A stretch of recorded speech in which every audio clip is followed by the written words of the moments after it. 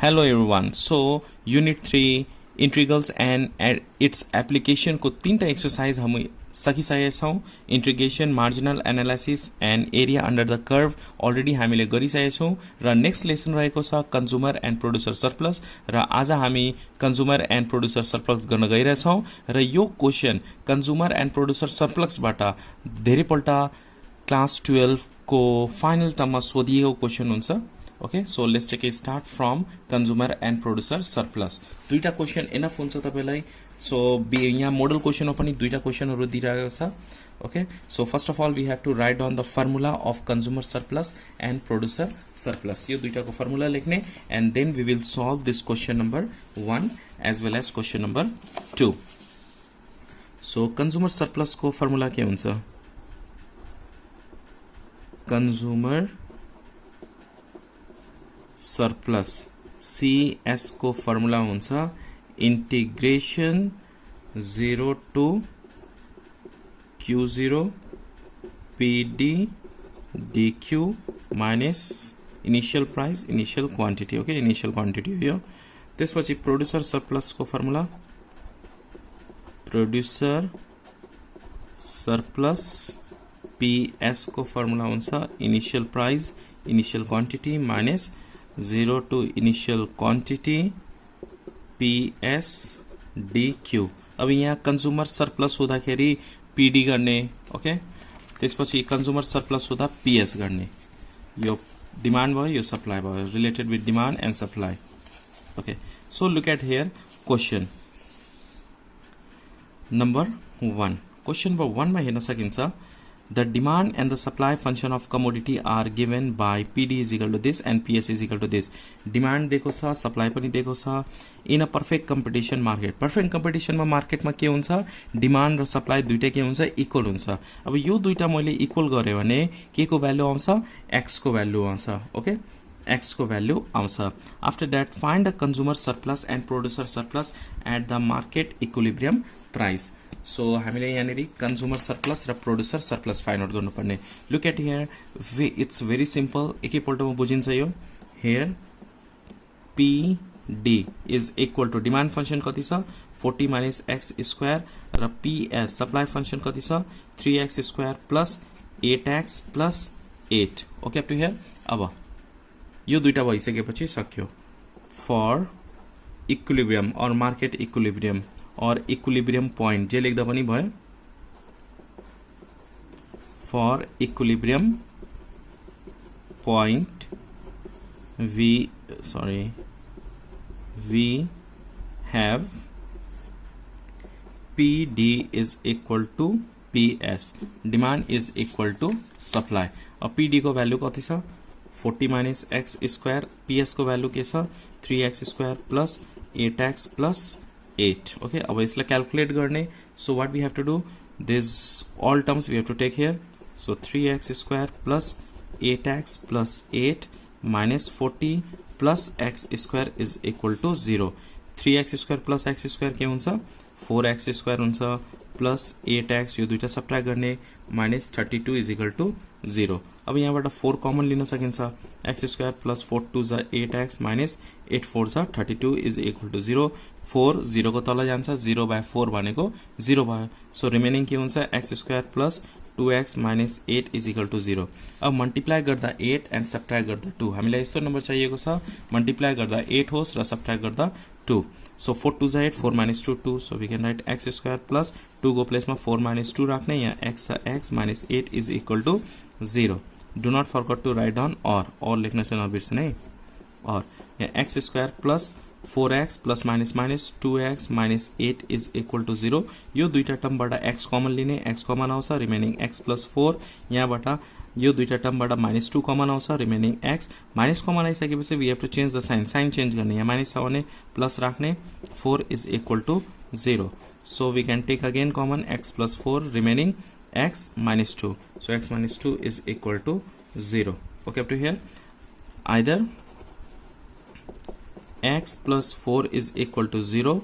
So x is equal to कति हुन्छ minus 4. यो rejected neglected जे लेख्दा पनि भयो नेगेटिभ मा आयो भने. Okay, next one. और x minus 2 is equal to 0. So x is equal to के हुन्छ 2 हुन्छ so when x is equal to 2 then p को भ्यालु फाइन्ड आउट गर्न सकिन्छ when x is equal to 2 then pd मा राख्नुस् और ps मा राख्नुस् सेम छ pd कति छ यहाँनेरि 40 minus x square so we can write here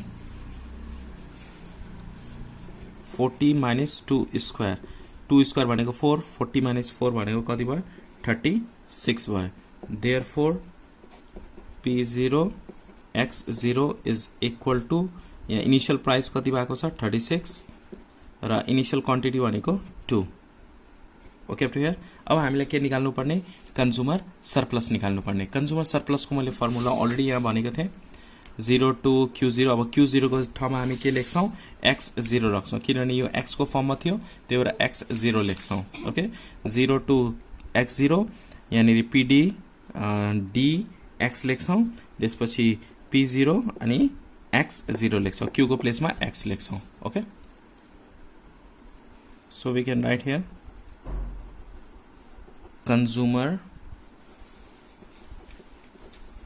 surplus is equal to formula के हुन्छ 0 to x0 pd demand function dx minus initial price initial quantity okay so 0 to x initial quantity कति आएको छ x को value 2 आएको छ so we have to write here 2 demand function इसको formula value कति छ 40 minus x square so we can write here 40 minus x square dx minus p0 q0 p0 को कति भ्यालु आएको छ p0 36 q0 2 so we can write here 36 into 2 अब इसको calculate गर्ने फाइन्ड आउट इंटीग्रेशन here 40 को इंटीग्रेशन के हुन्छ 40 को इंटीग्रेशन 40x हुन्छ so 40x minus x square को integration x power 3/3 upper limit 2 lower limit 0 minus यो दुईटा मल्टिप्लाई गर्दा के आउँछ 72 आउँछ अब भ्यालु राख्ने x को भ्यालु 2 राख्ने सो 40 into 2 माइनस 2 power 3/3 0 राख्नु पर्दैन यहाँ 0 राख्दा 0 यहाँ 0 राख्दा 0 नै हुन्छ सो 0 राख्नु परेन ओके न यसलाई क्याल्कुलेट गर्ने 40 into 2 80 minus 8 divided by 3 minus 72 यो दुईटा सबट्र्याक्ट गर्दा के हुन्छ 8 आउँछ so 8 minus 8 divided by 3 so LCM लिने यानी 3 8 3 24 24 minus 8 is equal to 16/3 so यानी consumer surplus कति आएको छ 16/3 similarly we have to find out producer surplus too अब producer surplus को फर्मुला यूज गर्ने producer surplus को फर्मुला के हुन्छ look at here we can write producer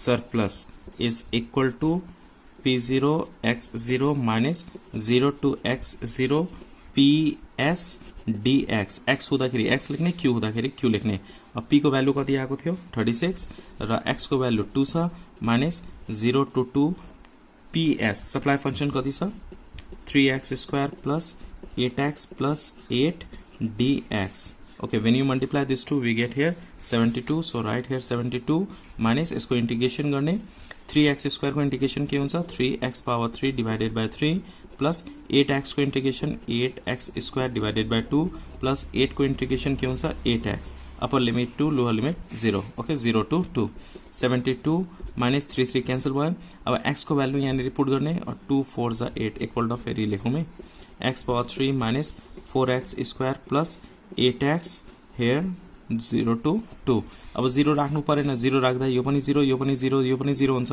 so 2 राख्दिने 72 minus 2 राख्यौं यानेरि 2 power 3 minus 4 into 2 square plus 8 into 2 okay calculate now 72 minus 2 power 3 भनेको के हुन्छ 8 minus 2 square 4 4 into 4 16 plus 8 2 जा 16 यो दुईटा क्यान्सल भयो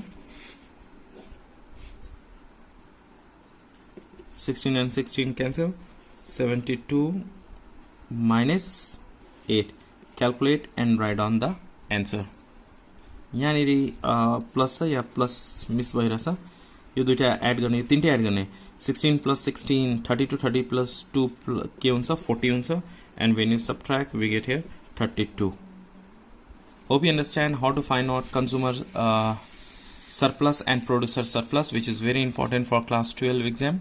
Question number 2 मा हेर्न सकिन्छ the demand and the supply function of an item are given by the equation PD is equal to 120 minus 4Q and PS is equal to पनि दिएको छ. Calculate the difference between producer and consumer surplus at the equilibrium point. यहाँनिर हामीलाई के भनेको छ, difference find out गर्नु consumer surplus र producer surplus at the equilibrium point. So here demand function दिएको छ र supply function दिएको छ. So let's take a start and write down here demand and supply function. So how to write down here? Look at properly. Here demand function is denoted by PD is equal to कति छ 120. So write down 120 minus 4Q. Similarly supply function पनि दिएको छ. Supply function PS which is denoted by PS and value is minus 60 plus 5Q. अब हामीलाई यहाँनिर producer surplus र consumer surplus निकाल्नु पर्ने. त्यो भन्दा अगाडि हामी के गर्नुपर्छ, इक्विलिब्रियम प्राइस र इक्विलिब्रियम क्वान्टिटी फाइन्ड आउट गर्ने, इक्विलिब्रियम पोइन्ट फाइन्ड आउट गर्ने. सो एट इक्विलिब्रियम कन्डिसन के हुन्छ, demand and supply both are equal. So we can write here for equilibrium condition, for equilibrium condition PD is equal to PS, demand is equal to supply. PD demand कति छ 120 minus 4Q is equal to PS. PS कति छ यहाँनिर minus 60 plus 5Q. Okay up to here. अब के गर्ने, यसलाई solve गर्ने र Q को भ्यालु फाइन्ड आउट गर्ने. So 60 we can bring here left side. So 120 plus 60 is equal to यहाँ 5Q छ. So 5Q प्लस यो 4Q लास्टमा लाने. सो 4Q यो दुईटा एड गर्दाखेरि कति हुन्छ 180. यो दुईटा पनि एड गर्ने, we can get here 9Q. So Q is equal to we can write here 180 divided by 9. Therefore Q is equal to when you divide this we get here how much 20.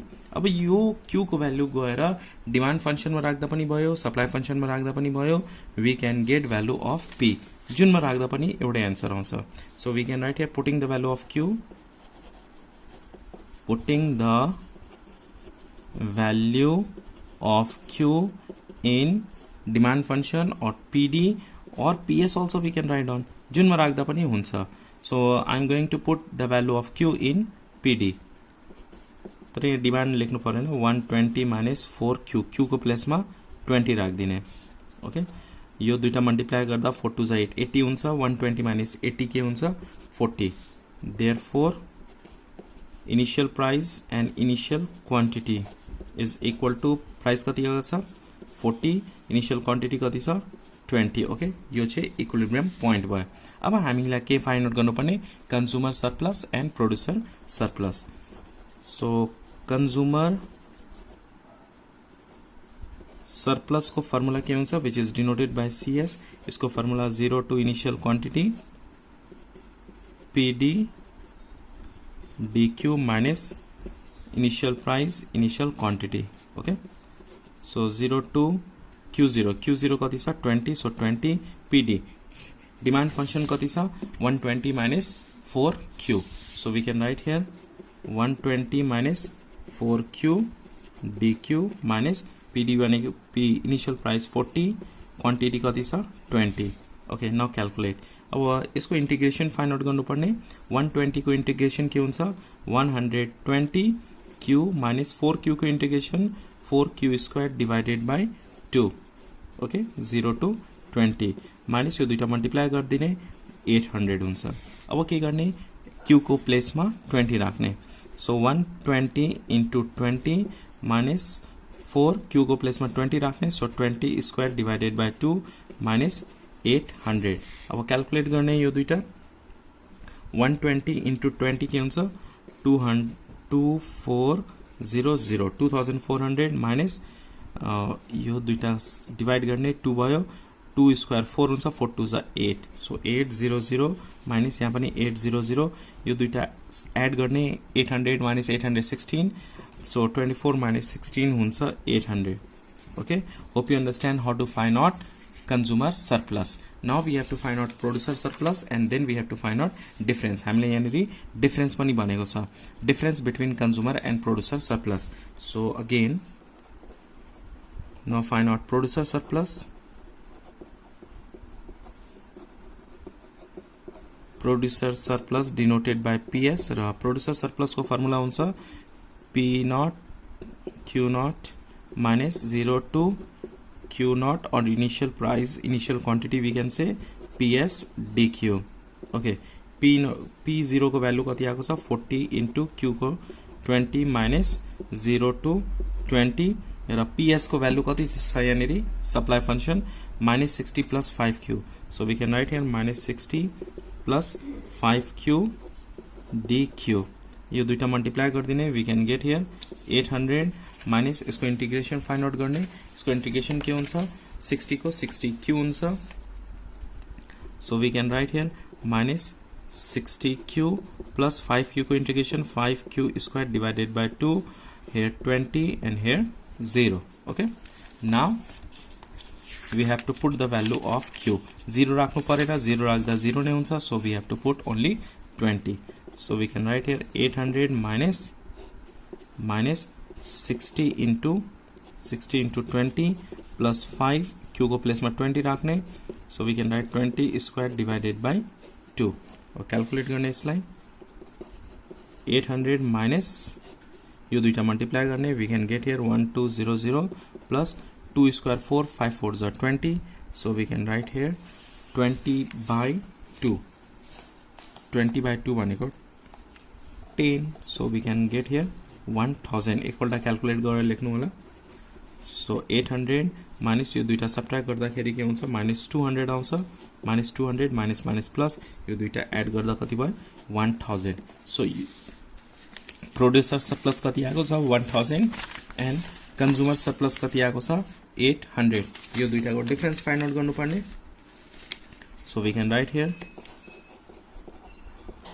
difference between consumer surplus and producer surplus is equal to producer surplus धेरै छ consumer surplus थोरै छ. so PS minus CS लेख्ने यहाँ 1000 minus 800 consumer surplus 800 आएको थियो. यो दुईटा सबट्र्याक्ट गर्दाखेरि डिफरेन्स कति आएको छ 200. hope you understand this question taken from consumer and producer surplus. यो Unit 3 integrals and its application बाट आज हामी गरिसक्यौं. यो चारवटै एक्सरसाइजहरु सही छ र नेक्स्ट भिडियोमा हामी युनिट 4 बाट differential equation and it's application को क्वेशनहरु गर्ने छौं र त्यसपछि फाइनान्शियल म्याथमेटिक्स को क्वेशनहरु गर्ने छौं. भिडियो मन पर्यो भने प्लिज लाइक गर्नु होला, न्यू हुनुहुन्छ भने please subscribe and please share with your friends too. Thanks for watching till last. Keep supporting and keep sharing.